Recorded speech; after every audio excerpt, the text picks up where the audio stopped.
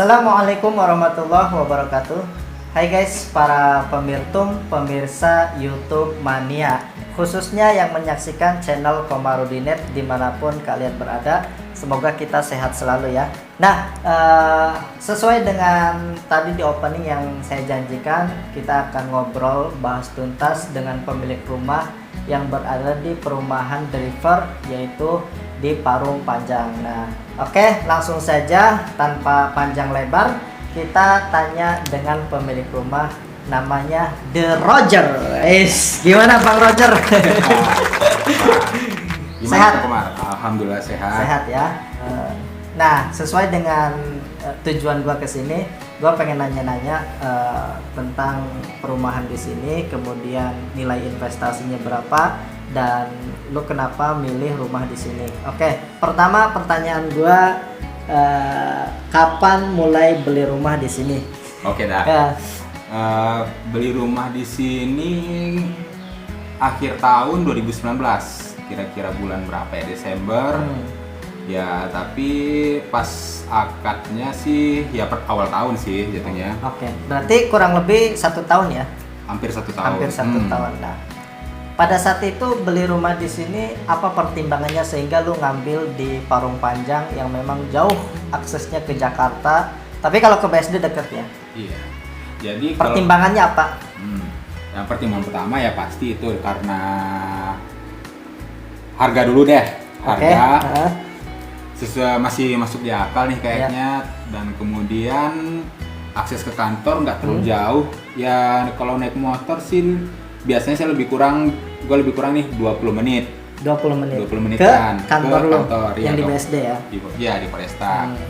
Nah, di situ itu udah salah satu alasannya juga nih. Jadi ya 20 menit ya lumayan lah, nggak terlalu jauh. Dekat itu, terhitung dekat. Karena banyak orang yang kerja di Jakarta tapi rumahnya di Bogor, di Depok. Nah, benar.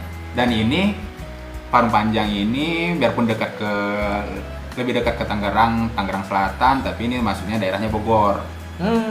Daerah Bogor. Bukan Tangerang. Bukan, ini Bogor, Kabupaten Bogor. Ya. Nah, terus berarti lo Jawa Barat dong. Jawa Barat jadinya. Viking dong. Iya dah. Terus kemudian kemudian alasannya nih, salah satu lagi dekat stasiun. Kalau kita yang jauh dari Jakarta, ya beli rumah kalau bisa dekat lah dengan stasiun. Dekat akses kendaraan umum ya, kayak kereta, busway. Tapi kalau busway di sini belum ada. Jadi yang ada ya stasiun KRL. Nah, dari rumah lu ke stasiun berapa menit? Kalau naik motor sih paling 3 menit. Oh, deket banget berarti ya. Dan karena gue waktu itu sekalian maraton pagi-pagi kan, di sini biasanya kalau gue libur nih ya olahraga jalan-jalan kaki. Jadi gue coba tes jalan kaki ke stasiun itu ya 10 sampai 15 menit dah kalau jalan kaki. Nah, berarti pertimbangan pertama lu ngambil rumah di sini karena memang akses dekat ke kantor, kemudian ke stasiun juga dekat gitulah. Dan lu juga di sini dari harga terus kuantitas juga lumayan gitu ya. Iya, benar. Nah, waktu itu harganya berapa? Harganya waktu itu gua beli ini karena untuk ukuran luas tanah 60 meter, 5 kali 12 nih, samping 5 panjangnya 12. Jadi ini harganya 290. Gua beli 290. Iya, gua beli tahun kedua. Ukuran tipe berapa? Kalau tipe gua kurang ngerti sih. Kan Tapi ada yang pokoknya 2160. Oh iya, 3260. 2760. 2760. Iya, 2760. Kamar 1. Kamar 1. Iya. Aslinya kamarnya 1 dan tapi kualitas bangunan gimana tuh? Udah, kalau menurut gue sih bagus sih. Udah bagus ya. Soalnya jadi nggak perlu direnovasi yang udah ada bangunan. Iya, renovasi bangunan yang udah ada nggak perlu, soalnya tinggal rangkanya udah berjaringan. Kusennya juga udah aluminium. Nah, BTW ini buat teman-teman yang menyaksikan obrolan kita hari ini, gimana cara lu nabung sehingga lu bisa beli rumah di perumahan The Rivers ini? Boleh kasih tahu tips dan triknya ke teman-teman? Oh gitu. Ya gini sih, kalau misalnya gua nabung nih duitnya ini, kalau gua misalnya nih, kalau daripada gua kredit, soalnya kredit itu kan pasti harganya lebih mahal. Ya, jadi kalau ada uang cash, gua langsung bayar. Bisa cash, beli cash sesuai kemampuan ya, bukan beli yang pokoknya bukan yang over deh kita. Kalau memang sanggup langsung beli. Dan terus itu caranya itu ya kalau misalnya kita ada untuk barang-barang konsumtif, ya misalnya kayak handphone, laptop, itu gue sih tergantung kebutuhan. Misalnya nih kita membeli barang, gue pernah dengar nih caranya itu yang bagus itu, kalau lu barang konsumtif yang harganya itu bakal turun kalau lu jual balik, itu adalah 10% dari tabungan lu maksimal harganya. 10% dari tabungan. Total tabungan lu. Iya, tabungan. Misalnya nih, gue punya tabungan 100 juta. Ya. Terus gue mau beli handphone baru. Ya, handphonenya itu ya maksimal itu 10 juta. Oh gitu. Itu caranya ya. Salah satunya ya, bukan tergantung dari handphone doang, misalnya yang lain, motor. Itu kan sebagai sampel. Nah, selain itu gimana? Terus ya, kedua ya kita itu memang harus puasa juga nih, jangan terlalu gampang lapar mata. Puasa dalam artian apa nih? Emang lu puasa beneran atau gimana? Iya gimana? Jelasin. Jadi ya kita itu beli barang itu yang sesuai kebutuhan. Jangan cuma hanya sekedar lapar mata tuh, misalnya diskon nih. Wah diskon, saya mah nggak dibeli. Nggak seperti itu. Butuh nggak? Kalau nggak butuh, ya ngapain cuma menemuin rumah doang. Sesuai keinginan ya pasti banyak dibeli. Benar, ya? semuanya bakal Tapi kita beli. Sesuai kebutuhan nggak gitu? Iya. Dan satu lagi nih, kalau udah nikah, kalau bagi gua ya. Lu kan udah nikah berapa tahun? Udah mau masuk 3 tahun. Udah masuk 3 tahun. Berarti pasti udah nabung lama ya? Ya. Dan gua nabung ini, gua ini sih sebenarnya gimana ya? Ini sih sebenarnya pribadi ya. Kalau gua ngasih. Boleh di-share, boleh enggak, terserah lu deh. Kalau gua sih orangnya ini, waktu gua masih bujang, gua itu lajang itu ya gua masih lapar mata, gua beli sesuai keinginan, duit habis, ya ntar gajian, beli lagi, yang penting masih bisa hidup sebulan udah nggak apa-apa. Berarti itu udah umumnya orang kayak gitulah. Anak muda memang jarang yang save itu. Nah karena itu kebetulan gua dapat, alhamdulillah ya, bukan kebetulan, alhamdulillah gua dapat jodoh istri yang bisa ngatur keuangan. Jadi yang memang ketat banget dalam ngatur keuangan. Iya, awalnya gua memang awalnya pasti tersiksa ya. Tersiksa, gue beli ini nggak boleh, beli ini nggak boleh. Lu biasa belanja kolor, baju. Iya, beli ini beli itu nggak boleh. Tapi akhirnya ya beberapa bulan udah jadi kebiasaan. Akhirnya nular ke gua juga gitu. Jadi gua cuma ngambil kalau gaji, gua cuma ngambil jajan gua doang. Sisanya gua langsung transfer ke istri yang ngatur semuanya. Itu suami yang bagus kayak gitu. Tanpa ada misalnya duit dulu yang pegang gitu. Jadi ke istri cuma uang belanja enggak ya? Enggak. Justru gua cuma uang jajan gua doang nih. Sisanya buat bensin, buat beli makan cemil-cemilan. gitu ya. Dan gua juga pernah dengar soalnya nih dari teman gua, dia waktu masih lajang penghasilannya itu dia kerja proyek nih. Penghasilannya benar-benar banyak, bisa ratusan juta. Tapi nggak nampak hasilnya, nggak kelihatan hasilnya. Karena dia masih lajang. Jadi dia pas dia nikah, dia bisa beli rumah, beli mobil. Bisa saving ya. Iya, bisa saving. Itu sih kalau dari dia ngomong katanya orang lajang itu jarang yang kaya seperti itu. Ya, jadi makanya gue sih. Jadi yang pengen kaya harus nikah dong. Bini gue itu sebagai sekretaris keuangan ya, sekalian bendahara lah. Bendahara umum. Iya. Semuanya dia ngatur. Oke. Jadi memang itu ya, untuk teman-teman yang masih lajang, usahakan disisihkan uang buat saving nanti masa depan ya. Siapa tahu ingin beli rumah kayak Bang Roger. Kadang-kadang orang mau beli rumah itu kan kita nggak sembarangan nih, kayak beli gorengan tinggal niat langsung beli. Rumah kan pertimbangannya jauh dan butuh butuh search atau perbandingan. Nah, menurut lu tipsnya seperti apa nih? Kalau gua sih ini ya, kan gua juga awalnya pas cari di Padang Panjang gua juga mengunjungi beberapa perumahan di daerah sini. Tapi memang gua dari awal searchnya di sini, jadi memang akhirnya ngambil di sini. Pertimbangan gua sih untuk rumah yang ditempati bukan investasi ya. Rumah yang ditempati itu ya harus nyaman. Kalau menurut gua kenyamanannya ini pertama ini gua tingkat kenyamanan itu dilihat dari mana? Kalau bagi gua kenyamanannya itu ya dari kayak fasilitas di sini deh. Kalau misalnya gua mau olahraga, ini yang bukan dari fasilitas kendaraan umum atau apapun ya, dari di perumahan aja. Gue bisa kalau olahraga bisa keliling-keliling ini aja udah selain ada jogging track, juga ada fasilitas umum lainnya seperti lapangan basket dan lapangan futsal dan juga lapangan bermain anak-anak juga ya seperti itulah. Itu menurut gue itu udah untuk kesehatan udah bagus. Terus untuk keamanan, di sini sistemnya one gate system. Ya, Jadi cluster ya kalau ya cluster kan nggak boleh pakai pagar, jadi one gate system. Jadi security-nya itu di sini selalu keliling.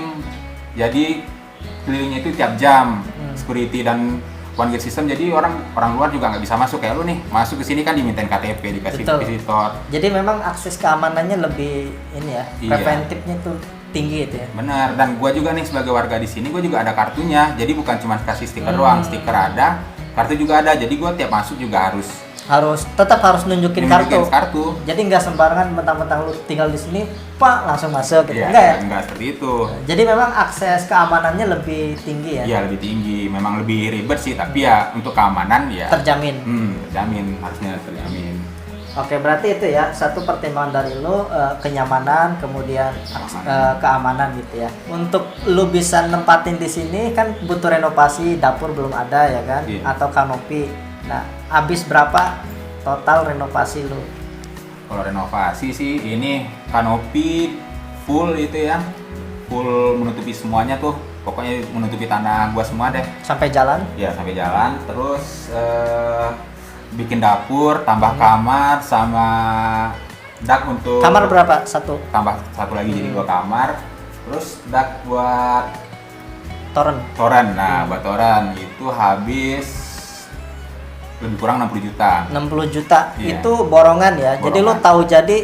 Ya tahu jadi, Iya. gua soalnya di Jakarta kan, dan gua juga kerja, istri juga kerja, jadi kalau gua misalnya harus memantau tukang harian kayaknya Kurang ya efektif ya. Jakarta Efisiensi Tangerang, waktu iya, ya. benar. Jadi ini pengantin baru udah punya rumah, gila ini semua orang pasti mengidam-idamkan begitu setelah nikah punya rumah.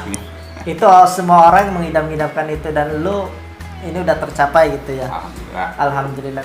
Nah, ini kan lu kerja di BSD dan deket ke sini. Nah, kalau bini lu sendiri Oh, bini gua sih kerjanya di Jakarta. tiap hari berarti naik kereta? naik KRL ya. Jakarta di Sudirman. Nah, dia itu gua sih Nah, lu yang deket ke rumah, bini lu yang jauh, kok kebalik? Apa nggak ada komplain atau apa? enggak, itu kan memang gua juga ada mikir nih salah satu alasan ngambil di Parung Panjang. Parung Panjang ini salah satu pemberhentian kereta. Jadi kereta dari Tanah Abang, pemberhentian terakhirnya Parung Panjang. Nah, dari Tapi kan Parung ada Panjang- yang Rangkas ada juga. ada. Nah, dari Parung Panjang balik lagi ke Tanah Abang, dan dari Parung Panjang ini pasti orang kan turun semua, jadi istri gua bisa duduk gitu. Bisa duduk, ya.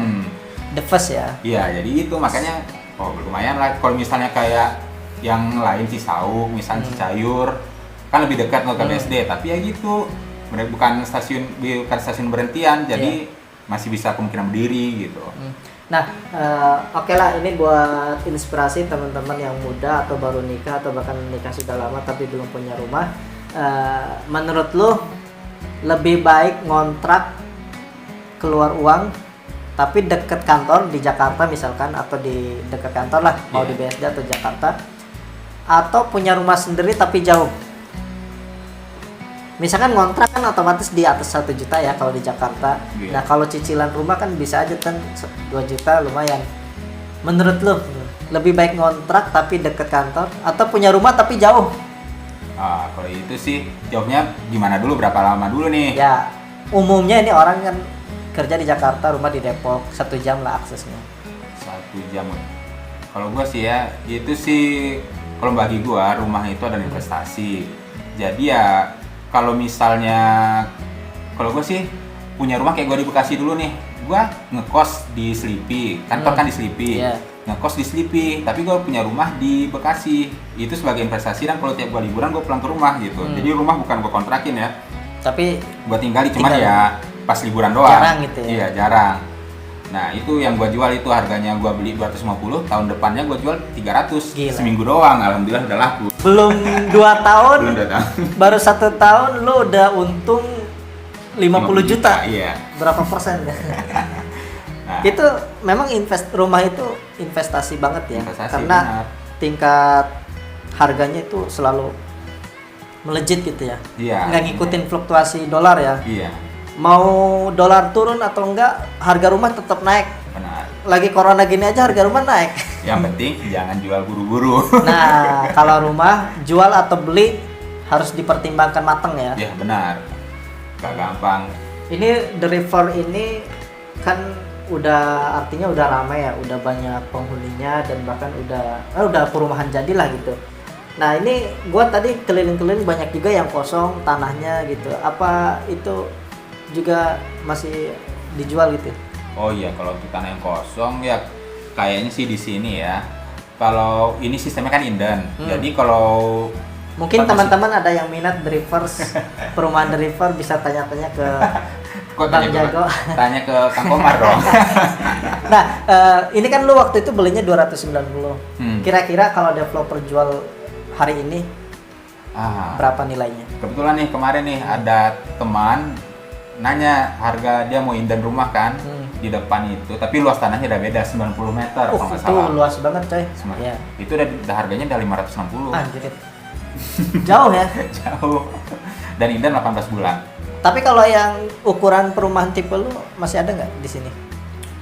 Kalau di sini yang sih luas tanahnya 60. Kalau gue lihat sih kayaknya tuh masih ada tuh tanah masih kosong sih tuh. Iya. Hook ya. Iya, hook. Pasti agak tinggi ya. Nah, iya kasih lebih sih kalau yang ini kan banyak juga gua tadi keliling-keliling rumah yang dijual banyak banget tuh. Kayaknya itu orang investasinya. Iya, dan dijual dan disewakan ya. Kadang kayak gitu ya. Pandemi ini ada nih salah satu rumah di sini yang udah bagus tapi ternyata akhirnya disita bank. Ya itu mungkin karena efek pandemi mungkin ya.